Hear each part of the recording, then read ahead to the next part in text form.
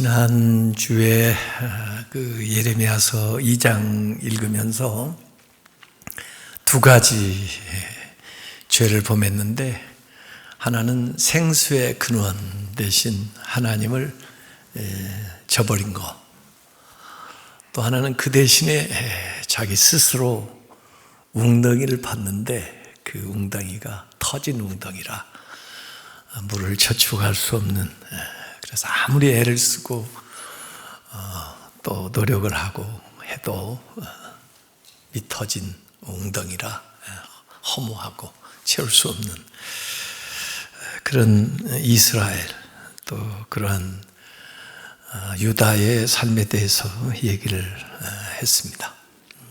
그래서 그들은 허망하게 하나님을 버리고 우상을 섬기면서, 또는 저 이집트, 또는 저 아스루, 또는 저 바벨론을 의지하면서 살아가는, 그러면서 헐벗은 산처럼 단비도 늦은 비도 없는 그런 황량한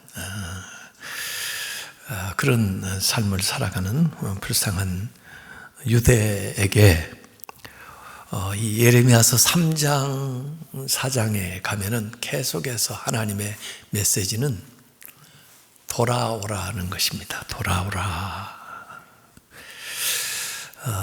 제일 많이 나오는 단어가 돌아오라예요. 돌아오라. 아니, 우리 이미 와 있는데 뭘 더 돌아오라고 그래요? 그래도 돌아와. 그래서 오늘 우리가 525장 찬송을 오래간만에 불렀는데, 거기에 또 돌아오라는 말이 얼마나 많이 나오는지 몰라요. 돌아와. 예. 그래서 오늘 예레미야서 3장 1절에 그렇게 질문합니다. 내가 많은 무리와 행음하고서도 내게로 돌아오려느냐. 돌아오라는 거죠. 그런데 여기 사실 행음한다, 우상 숭배하는 걸 얘기하는데, 하나님과 이스라엘의 관계를 남편과 아내의 관계로 설명을 해요. 근데 그 아내가 부정한 아내예요. 반번이 용서하고 받아들임에도 불구하고 또 나아가서, 마치 그 호세아와 그 고멜 사이와 같죠. 그래서 이제 만신창이가 돼버려가지고 더 이상 그 남편도 그 아내를 받아들일 수가 없는, 재결합할 수 없는, 그 회개가 불가능한 그런 상황에 빠진 것 같아요. 세상에서 남편들은 아마 나 이제 포기했어, 이제 안 돼, 더 이상 용서 못해, 그렇게 얘기할지 모르겠습니다. 그래서 오늘 성경 말씀을 가만히 읽어보면 이 부부의 관계, 남편과 아내의 관계로 하나님과 이스라엘을 설명하다가 그 관계가 바뀝니다. 아버지와 자녀의 관계로 바뀌어요. 그 남편이 그 아내를 그래서 받아들이지 못한다 할지라도 아버지하고 자녀 관계가 되면 어떡하죠? 그 자식을, 그 딸을 아버지는 어떡하죠? 그래도 자식이니까 아마 받아들일지 모르겠습니다. 그래서 성경에는 그렇게 관계를 바꿔가지고 얘기해요. 누가복음 15장에도 보면 탕자의 비유가 나오죠. 집 떠난 아들. 물론 집 안에 있던 아들, 큰 아들도 있었는데 그 큰 아들이 모르는 게 세 가지예요. 뭘 모르냐? 자기가 얼마나 복받은 자녀라는 걸 몰라요. 아버지하고 함께 지내는 게 얼마나 축복인가를 몰라요. 그 아들이 또 뭘 모르냐? 그 동생에 대해서도 몰라요. 동생이 얼마나 고생하고 그렇게 죄 짓는 게 얼마나 고달픈가 하는 걸 몰라요. 심지어 그걸 부러워해요. 이 큰아들이 뭘 모르냐? 자기 아버지 마음을 몰라요. 아버지하고 같이 살면서도 그 아버지가 뭘 생각하고 있는지, 뭘 원하는지를 몰라요. 그 아들을 기다리는 그 아버지의 마음을 조금치도 몰라요. 그걸 알았다면 아마 자기가 발벗고 나서서 동생을 찾아 데리고 왔을 겁니다. 그러니까 집안에 있는 그 자식도 당자죠. 아버지의 마음 몰라요. 그래서 그 돌아오라 하는 메시지가 3장 4장을 여러분들이 읽어보시면 여러 차례 나옵니다. 3장 4절에 네가 이제부터는 나에게 부르짖기를, 남편이라기보다 나의 아버지여, 아버지는 나의 청년 시절의 보호자이시오니, 이어서 5절에 노여움을 한없이 계속하시겠으며 끝까지 품으시겠습니까? 하지 아니하겠느냐? 보라, 네가 이같이 말하여도 악을 행하여 너의 욕심을 이루었느니라. 이 말씀은요, 앞에 전반부에 이들이 아버지 저 옛날에 도와주신 것처럼요, 저 좀 도와주세요. 이제 노여움 푸시고요, 이렇게 말을 하는데 그 말 자체만 보면 그래도 뭔가 회개하고 하나님을 찾는 것 같이 보이는데, 그 아래의 말이 너희들이 이같이 말하여도 여전히 악을 행하면서 내 욕심을 이루었느니라. 욕심대로 살다. 그러니까 그 말의 진실성이 싹 사라지는 거죠. 말로만 아버지 그러지, 말로만 노여움을 푸세요 이제 그러지, 실제 그들의 생활은 여전히 악을 행하면서, 실제로 그 마음속에는 여전히 탐욕에 빠져 있으면서 말만의 회개, 그건 거짓 회개다, 그런 말씀을 하고, 진실함이 없는, 수치심도 없고 부끄러움도 없고 형식은 갖춘 것 같은데 내용이 없는, 예수님 시절에 보면 바리새인들 그 허영 가식, 사람들 앞에 그냥 드러나서 종교인 행세만 하지 내면에는 마치 회칠한 무덤처럼 그렇게 돼 있는 서기관. 그래서 여전히 악을 반복하고 욕심 따라가는, 요새 이 종교가요 교묘하게 욕망하고 결합이 돼 있어요. 세상 사람들은 그냥 대놓고 욕망을 추구합니다. 그래서 사람이 왜 저렇게 살아? 그런데 종교인도 종교로 포장해가지고, 거룩함으로 포장해가지고, 형식으로 포장해가지고, 그 내용은 여전히 세상 사람과 다를 바 없는 자기의 욕망을 이루어보려고는 수단으로 종교를 이용하고, 심지어 하나님까지 이용하려고는 그 욕망이 종교와 교묘하게 결합되어 있는 그런 가짜 믿음, 가짜 헌신이 세상에 많이 있습니다. 앞에서 보여드린 짧은 그 영화는 이창동 감독이 만든 그 밀양인데, 2007년에 칸 60회 영화제에서 우리나라 아마 최초로 여우주연상을 그 전도연이라는 배우가 탔죠. 원래 이 영화는 이청준이라는 분이 쓴 소설 벌레 이야기를 원작으로 한 소설입니다. 원래 이청준이라는 분은 상당히 그 기독교적인 그 내용을 문제 가지고 시각으로 이렇게 표현하는 사람인데, 하여간 이 영화는 조금 각색한 것도 있지만은 하여간 그 내용에서 나왔는데 아마 보셨을 거예요. 저도 그 영화를 보면서 굉장히 불편했습니다. 근데 어떻게 보면은 우리 한국 기독교의 슬픈 자화상을 이렇게 보여준 것 같아서 좀 부끄러웠는데, 제목 자체가 밀양이라는 물론 지역을 의미하지만은 밀양이라는 게 뭐예요? Secret Sunshine, 비밀스러운 햇빛, 이런 거죠. 보이지 않는 것처럼 또 나타나지 않는 것처럼, 그러나 햇살이 이렇게 비치는 그 하나님을 그렇게 숨어 계시는 하나님으로 묘사하려고 이름을 그렇게 붙인 것 같기는 해요.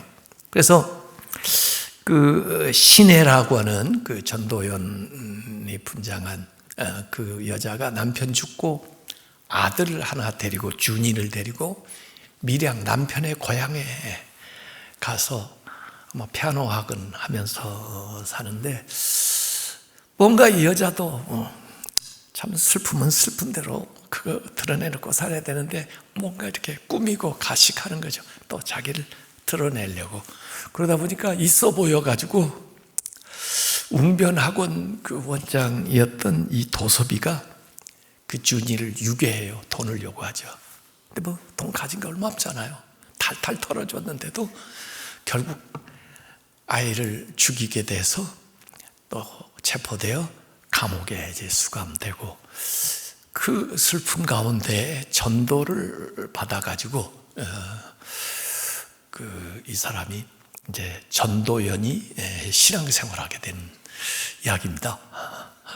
또 신앙생활을 막 간증도 하고 막 그러니까 사람들이 또 같이 또 호응도 하고 그러니까 아마 원수를 사랑하라 그 말씀을 들어서 그런지 그 사람을 내가 가서 용서해 줘야 되겠다. 그래가지고 아마 아까 들풀 꽃 가지고 그 꽃 받지도 못해요.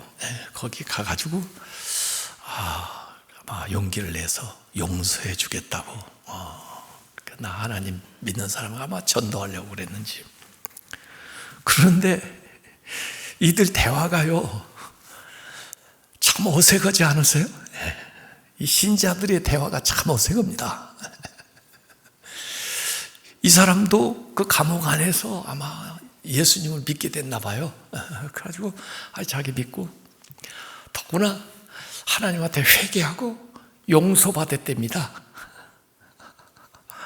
믿었다는 것도 참 놀라운데 용서받았다 보니까 이 여자가 아주 돌아버릴 지경이에요. 자기는 용서 안 했는데 자기한테 죄 졌는데, 자기 아들을 죽였는데, 하나님한테 용서만 받으면 돼요? 내가 용서할 권리를 하나님이 그렇게 박탈해도 돼요? 그래서 용서해주러 갔다가 오히려 쇼크 먹고 돌아오는 거예요. 근데 나는 왜 우리 믿는 사람들이 그렇게 보였을까 싶어요. 그게 진짜 신앙입니까? 그게 제대로 믿는 것입니까?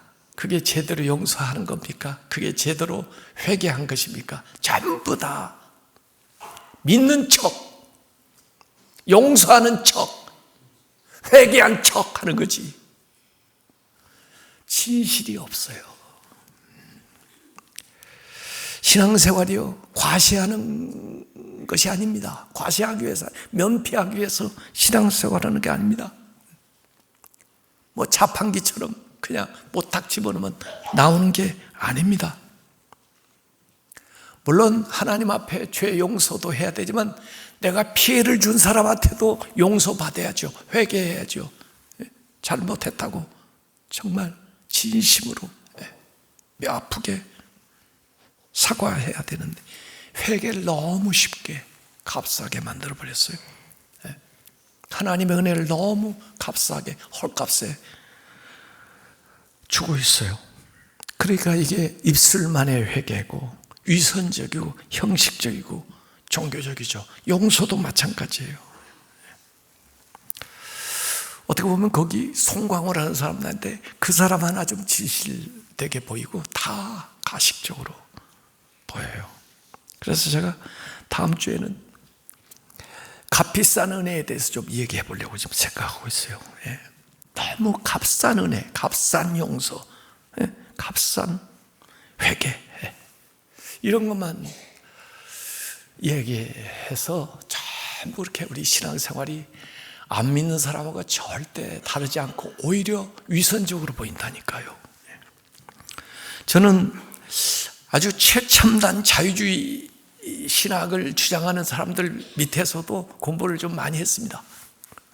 왜냐하면 내 신앙을 발전시키기 위해서 그들하고 디베이트를 많이 했는데요, 그들의 문제점 잘 알고 있습니다.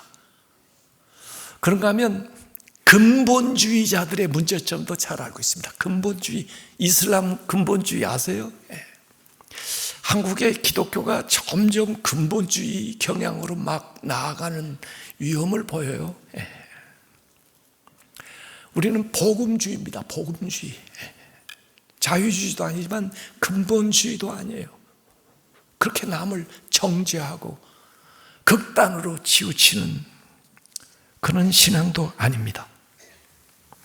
예레미야서 3장 7절에 그가 이 모든 일을 행한 후에 내게 말하기를 그가 내게로 돌아오리라 하였으나, 돌아오라 돌아오라 하였으나 아직도 내게로 돌아오지 아니하였고 그의 반역한 자매 유다는 그것을 보았느니라. 이스라엘 그렇게 선지자를 통해서 돌아오라는데 안 돌아와요. 또 심지어 아니 돌아왔는데 뭘 더 돌아갈 게 있어요?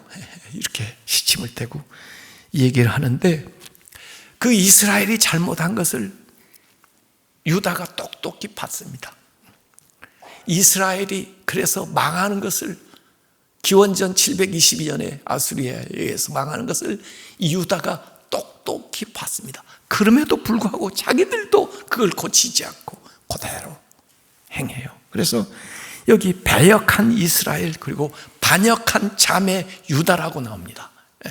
두 자매가 똑같아요. 북쪽 이스라엘이나 남쪽 유다나. 그런데 오늘 본문에는 뭐라고 하면 그 북쪽 이스라엘보다 남유다가 더 악하다.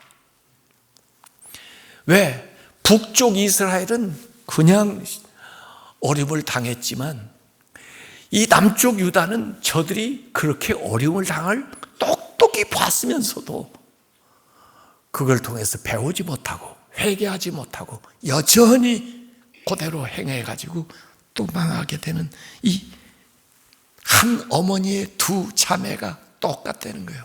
에스겔서 23장에도 오홀라와 오홀리바 이 두 자매가 똑같이 행음하고 똑같이 배역하고 반역한, 그러면서 하나님의 말씀을 받아들이지 않는. 그래서 예레미야서 3장 10절에 이 모든 일에 있어서 그의 반역한 자매 유다가 진심으로 내게로 돌아오지 아니하고 거짓으로 할 뿐이니라. 거짓 회개라는 거예요. 여호와의 말씀이니라. 그래서 3장 11절에 보면 배역한 이스라엘이 오히려 반역한 지금 유다보다 자신이 더 의로움을 나타냈나니, 그러니까 비교하면 오히려 아무것도 모르고 당한 이스라엘보다 알고도 그렇게 잘못하고 있는 유다가 더 나쁘다, 그런 얘기를 하고 계셔요. 그러면서 계속해서 배역한 이스라엘아 돌아오라. 너는 오직 네 죄를 자복하라. 배역한 자식들아 돌아오라. 배역한 자식들아 돌아오라. 내가 너희의 배역함을 고치리라. 이렇게 계속 회개하라고 촉구하는 거예요. 이 회개도 복음입니다. 회개하라고 말하는 것도 은혜입니다. 돌아오면 용서해 주겠다는 거죠. 그 남편은 그 아내를 받아들이지 않고 그 아버지는 그 아들을 혹시 용납하지 못한다 할지라도 하나님은 돌아오라, 돌아오기만 해라, 진심으로 돌아오라고 얘기를 해요. 그래서 3장 15절에도 돌아오면 회복시키고 구원하는데 내 마음에 합한 목자들을 너희에게 주리니 그들이 지식과 명철로 너희를 양육하리라 해서 회복되고 다시 복을 받을 수 있는 길을 얘기하는데, 여기 돌아오라는 히브리어가요 슈브입니다. 슈브, 돌아오라는 슈브. 그 같은 어원을 가지고 있는 말이 쇼바브인데, 쇼바브는 뭐냐면 배역한다는 겁니다. 하나님을 떠난, 등지고 가는 배역도, 하나님에게서 돌아가는, 돌이키고 다른 쪽으로 가는, 그게 쇼바브고, 그 등지고 가던 것에서 다시 돌아오는 게 슈브고, 그래서 같은 기원을 갖고 있어요. 배역하는 것과 회개하는 것. 배역하는 건 하나님을 등지는 거고, 회개하는 것은 하나님을 향하는 거고. 슈브, 쇼바브 한 사람들에게 슈브하라고 얘기하는 거죠. 근데 말로만 돌아간다고 하지 말고 진심으로 근본적으로 달라져야 된다는 건 오늘 제 4장 1, 2절 읽은 말씀에 그렇게 나오는 겁니다. 여호와께서 이스라엘에게 이르시되 내가 돌아오려거든 내게로 돌아오라. 네가 만일 나의 목전에서 진심으로 돌아오는 것 세 가지를 얘기하고 있어요. 가증한 것을 버리고 네가 흔들리지 아니하며 진실과 공의와 정의로 여호와의 삶에 두고 맹세하면 나라들이 나로 말미암아 스스로 복을 빌며 나로 말미암아 자랑하리라 그랬어요. 첫 번째가 뭐냐고, 가증한 일을 버리라는 겁니다. 가증한 일, 가증한 것은 혐오스러운 거, 우선 우상입니다. 그리고 음란한 짓, 거짓말, 탐욕, 위선, 분노, 미움, 이런 거 버리지 않고는, 이거 죽이지 않고는, 이 죄를 죽이지 않고는 킬링이 없으면 힐링이 안 된단 말이에요. 죄를 킬링해야 내 안에 의로움이 힐링, 살아나는 거예요. 내 안에 암덩이 어디가 있는데 이 암을 제거하지 않으면, 킬링하지 않으면 건강해질 수가 없단 말이에요.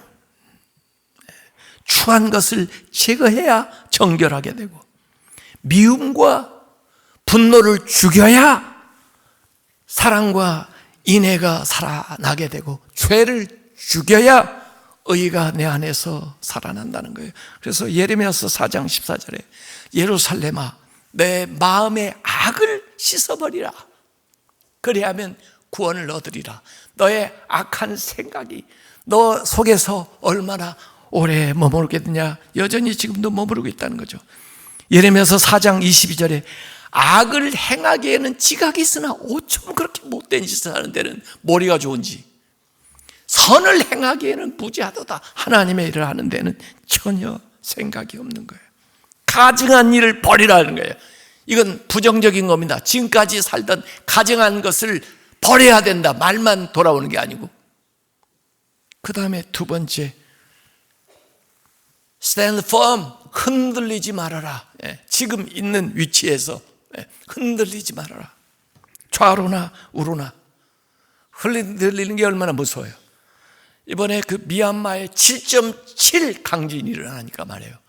그 미얀마는 뭐 무너질 게 많지 않아가지고 그 옆에 나라 태국에 막 빌딩들이 무너지는 거 영상으로 보셨죠?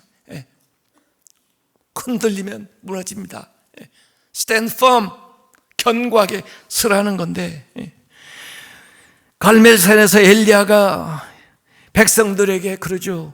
너희가 어느 때까지 둘 사이에서 우왕좌왕 양다리 걸치기 머뭇머뭇 하려느냐. 하나님이 하나님이면 하나님 믿고, 바알이 바알이라면 바알을 믿고 싶으면 바알 믿어라. 나는 하나님 믿을랜다. 언제까지 너희들 양다리 걸칠래? 세상에 걸쳐놓고 하나님께 걸치죠. 이것도 아니고 저것도 아니고.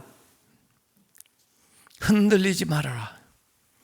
고린도전서 15장 58절에도 바울이 그랬습니다. 그러므로 내 사랑하는 형제들아 견실하며 stand firm, 견고하게 서서 흔들리지 말고 항상 주의 일에 더욱 힘쓰는 자들이 되라. 이는 너희의 수고가 주 안에서 헛되지 않은 줄 알미라. 가장한 일 버려라. 그리고 견고하게 서라. 그 다음에 세 번째는 앞으로 지금부터 진실과 정의와 공의를 행해라 이거예요. 진실해야 돼요. 아프면 아프다고 그러고, 아직 용서 못하겠으면 용서 못한다고 그러고, 아직 못 믿겠으면 잘 안 믿어진다고 해야지. 그게 진실한 것이지. 믿는 척하고 용서한 척하고 잘 믿는 사람인 것처럼 모르게 가식적으로 우리가 행동할 거 있어요. 진실하게 하나님 앞에 나와야 됩니다. 하나님 마음을 감찰하시는 하나님인데, 더구나 이 땅에 정의가 있습니까? 이 땅에 공의가 있습니까? 아니, 지도적인 사람들이 법을 안 지켜요. 공의가 사라졌습니다, 이날에. 힘 있는 사람들은 그러고, 그러면 우리는 뭘 따라 삽니까? 우리 아이들은 뭘 배우라는 겁니까? 정말 사회적인 비용은 엄청 지불하면서, 우리 국민들이 낸 세금들은 다 쓰면서 국민들을 지켜주지도 못하고 매일 자기들의 정권을 탈취하기 위해서만 그렇게 자기들에게 유리한 것만 찾아다니는 게, 그게 공입니까? 그게 정입니까? 우리나라 정치권들 다 바뀌어야 됩니다. 다 일수해버려야 됩니다. 국민은 안중이 없어요. 자기 욕심밖에 없습니다. 그리고 자기가 기준입니다, 모든 법이. 그래서 법관들도 법도 이렇게 쉽게 바뀌고 적용되는 걸 우리 국민들이 빤히 지금 바라보고 있어요. 예레미야서 22장 16절에 보면 가난한 자와 궁핍한 자를 변화하는 자들을 형통하게 한다고 그랬는데, 작은 자를 보살피는 일들을 해야 되는데 사건과 사고가 끊이질 않습니다. 재앙이 끊이질 않습니다. 이건 지도자들의 죄 때문입니다. 여러분, 우리를 지켜주지 못해요. 이제는 우리가 우리 지켜야 돼요.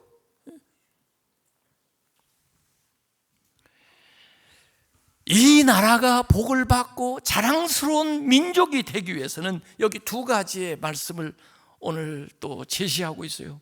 첫 번째가 묵은 땅을 갈아라. 묵은 땅을 갈아라. 이 농경, 농사 짓는 비유를 가지고 얘기하는데, 묵은 땅을 갈고 그 다음에 가시덤불에 씨를 뿌리지 말라는데, 이 이야기는 예수님의 그 네 종류의 밭의 비유의 오리지널인 것 같아요, 제가 볼 때. 묵은 땅은 어떻게 됩니까? 땅을 묵혀놓고 계속 농사를 안 하면요, 돌짝밭이 됩니다. 돌짝밭이. 그리고 길처럼 딱딱해집니다. 길처럼. 그러니까 길가밭이 되고 돌밭이 되는 겁니다. 잡초만 좀 나오지 아무 생산성 있는 일을 못해요. 그게 굳은 마음, 완악한 마음입니다. 닳고 닳아진. 정치가들 보시라니까요. 그 사람들이 그런 밭입니다. 이 땅을 갈아엎어야 됩니다. 쟁기로 갈아엎어야 돼요. 그거 가능성이 없습니다. 그래서 호세아서 10장 12절에 자기가 자기를 위하여 공의를 심고 인애를 거루라. 너희 묵은 땅을 기경하라. 기경한다는 삽으로 쟁기로 갈아엎는 거예요. 지금은 곧 여호와를 찾을 때니 마침내 여호와께서 오사 공의를 하늘에서 비처럼 너에게 내리시리라. 가시덤불에 파종하지 마라 그래요. 가시덤불에 씨를 뿌리면 씨만 낭비하는 거예요. 가시덤불을 제거해야죠. 제거해야 됩니다. 그러지 않으면 헛것이에요. 가시덤불이 뭡니까? 마태복음 13장 22절에 세상의 염려와 재물의 유혹에 막혀서 말씀이 결실하지 못하는 것이 가시떨기 밭이에요. 그래서 길가밭, 돌밭, 가시 떨기밭 같은 것들은 갈고 그리고 그 가시를 제거해야만 좋은 땅이 돼서 씨를 심을 수가 있다는 거예요. 그거 없이는 말로만 하는 회개 가지고는 안 된다는 거예요. 진심이 없다 이거예요. 가능성이 없다는 거예요. 헛것이라는 거예요. 그 다음에 할례를 행하여 너희 마음의 가죽을 베라고 그래요. 이거 할례 비유를 들고 얘기하는 겁니다. 유대 사람들은 다 할례 받았습니다. 아브라함부터 할례 받고 그 다음부터는 난지 8일만 되면은 율법으로 다 할례를 받았습니다. 그러니 무슨 할례를 더 받아요? 그렇게 얘기할 텐데 마음의 할례를 받아야 된다는 거예요. 육신적으로 할례 받은 것이 너희를 구별해서 하나님 백성 만든 게 아니라는 거예요. 마음의 할례를 받아야 된대요. 그래서 예레미야서 9장 26절에 무릇 모든 민족은 안 믿는 이방인들은 할례를 받지 못하였고 그러면 이스라엘은 마음의 할례를 받지 못했느냐. 육신은 할례 받았다고 자랑스럽게 얘기하는데 마음의 할례가 없으면 그 할례가 무슨 소용이냐. 하나님 앞에 구별된 아무 증거가 되지 못한다는 거예요. 그래서 신명기 10장 16절에 그러므로 너희는 마음의 할례를 행하고 다시는 목을 곧게 하지 말아라. 마음의 할례를 이미 구약에서부터 얘기했고 바울도 로마서 2장 28절 29절에 보면은 이 유대인들에게 무릇 표면적 유대인이 유대인이 아니요 표면적 육신의 할례가 아니니라 오직 이면적 유대인이 유대이며 할례는 마음에 할지니 영에 있고 율법 조문에 있지 아니한 것이라. 그 칭찬이 사람에게서가 아니고 하나님에게서 난다는 얘기를 했습니다. 우리가 물로 세례 받는다고 해서 다 끝나는 게 아니에요. 마음이 새로워져야 되고 하나님을 향하여 진실해야 되고 그것을 세례라고 하는 것으로서 인쳐주는 것이지 세례 받았다고 자연히 마음까지 식혀지는 게 아니라고 말이죠. 그래서 진실하게 하나님 앞에 신앙생활하고 죄에 대해서 민감하게 돌이키고 행실로부터 하나님 믿는 다운 삶으로 근본적인 변화가 일어나야 그것이 진실된 회개라는 겁니다. 그러니까 이 회개가 얼마나 어렵습니까? 이 회개가 얼마나 귀한 것입니까? 이 용서가 얼마나 값진 것입니까? 이런 사람이 받는 은혜가 얼마나 귀한 것입니까? 이 모든 것들을 헛되이 싸구려로 만들어가지고 우리가 신앙생활을 하기 때문에 우리의 삶에 변화가 없고 우리의 삶에 능력이 안 나타나고 우리 삶에 하나님이 하시는 일들이 드러나지 않는 겁니다. 이렇게 되면은 예레미야서 오늘 4장 4절에 경고하고 있습니다. 너희 악행으로 말미암아 나의 분노, 하나님의 분노가 불같이 일어나 사르리니 그것을 끌 자가 없으리라.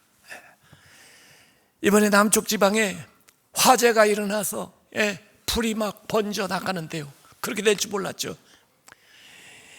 이 불이 번져 나가는 속도가 시속 8.2km라고 사람 달리는 속도보다 더 빨리 불이 번져 나가니 그걸 제어할 재간이 없잖아요. 비가 오지 않고서 어떻게 그걸 막아요?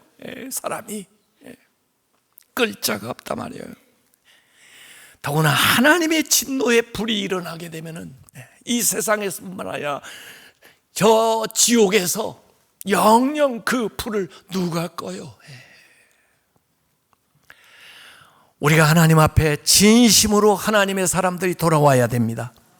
그리고 우리의 신앙생활이 정말 하나님 앞에 우리의 말뿐이 아니라 우리의 삶을 돌이켜서 나가야 됩니다. 묵은 땅은 갈아엎어야 되고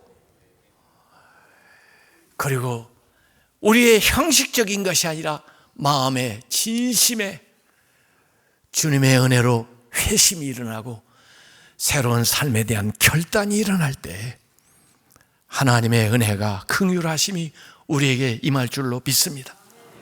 그러나 안타깝게도 이 유다는 그러지 못해가지고 큰 재앙과 심판이 임하게 되는 거예요. 그래서 예레미야가 슬프다 하고 이 얘기하는 겁니다. 오늘 이 시간 우리 한번 같이 기도하겠습니다. 이 땅에 이 화재로 인해서 어려움 당한 사람 많습니다. 누구의 잘못도 아니고 이 땅에 컨트롤 타워가 제대로 돼 있지를 않고 모두 다 제각각 자기 살기에 바빠서 돌보지 않기 때문에 이러한 일들이 일어났습니다. 우리나라뿐 아닙니다. 미얀마와 지진으로 어려움 겪는 사람들 있습니다. 우리가 그들에게 무엇을 해줄 수 있겠습니까?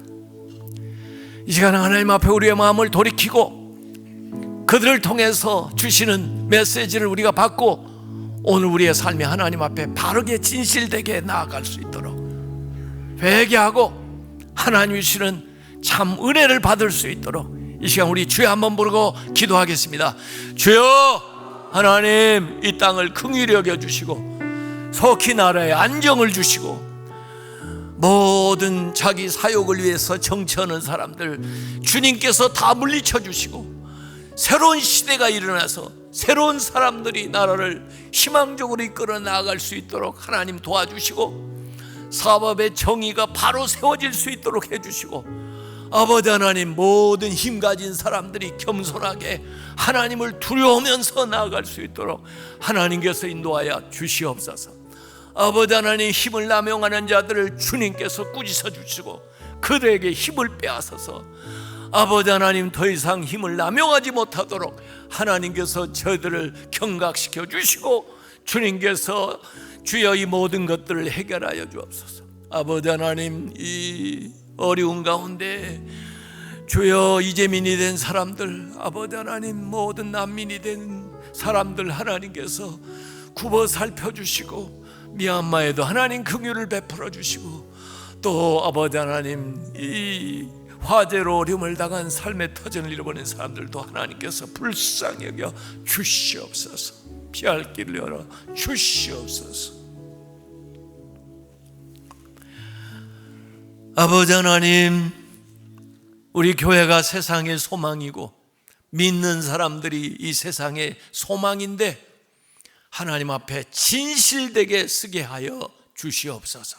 마음으로부터 삶으로부터 하나님 보시기에 아름다운 믿음 생활할 수 있도록 인도하여 주옵시고 이 땅에 정의가 공의가 바로 세워질 수 있도록 해주시고 저렇게 다투고 참으로 국민들에게 걱정을 끼치는 일만 일삼는 정치권이 일대 가오 각성할 수 있도록 하나님께서 인도하여 주시고 정치권에 변화가 일어나서 새로운 생각을 가지고 있는 사람, 나라와 민족을 위해서 살아갈 사람, 작은 자들을 소중하게 여기는 자들이 지도적인 위치에 올라갈 수 있도록 하나님께서 정치권을 일신하여 주시옵소서.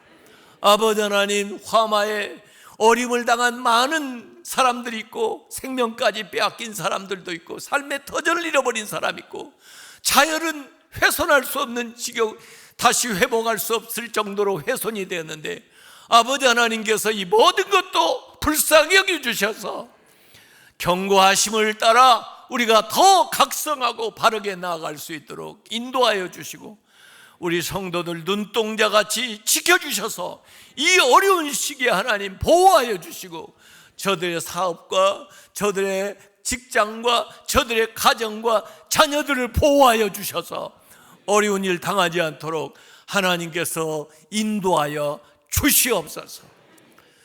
예수님의 이름으로 기도하옵나이다. 아멘.